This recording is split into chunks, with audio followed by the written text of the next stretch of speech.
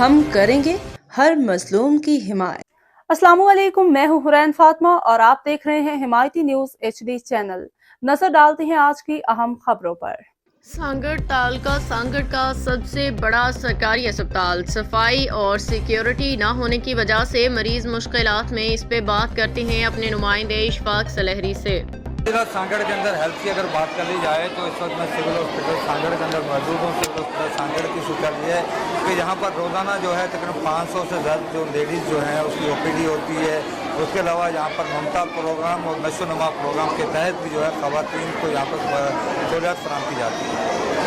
اور اس کے علاوہ یہاں پر میڈیسن کی اگر بات کریے تو سرکاری میڈیسن تو یہاں پر وافر مقدار میں موجود ہے۔ صفائی ستھرائی جو ہے وہ جس لیول پہ ہونی چاہیے اس لیول کی نہیں ہے۔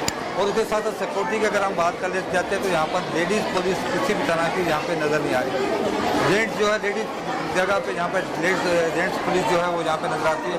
دوسری امر کی ہے کہ یہاں پر اگر کسی طرح کا کوئی واقعہ رونما ہو جائے تو خواتین کی یہاں پر حفاظت کے لیے لیڈیز پولیس کو تعینات کیا جائے، کیونکہ پولیس کی طرح سانگڑ میں بھی لیڈیز پولیس جو ہے اپارٹمنٹ کی جاتی ہے پولیس ڈپارٹمنٹ میں۔ لیکن جہاں پر سانگڑ کے اندر لیڈیز پولیس جو ہے وہ ڈیوٹیاں کرنے کی بجائے اپنے گھروں پر بیٹھ کر آرام کرتی ہے۔ انتظامیہ کو خاص کر ایس سانگڑ اور جہاں پر IGP کو چاہیے کہ سرکاری ہاسپٹلس کے اندر جو ہے وہ لیڈیز پولیس کو تعینات کیا جائے تاکہ کسی طرح کا کوئی اس طرح کا واقعہ ہو یہاں پہ پیش آئے خواتین میں تو لیڈیز پولیس اس کو بحفاظت جو ہے اس کو ہینڈل کرتی ہے۔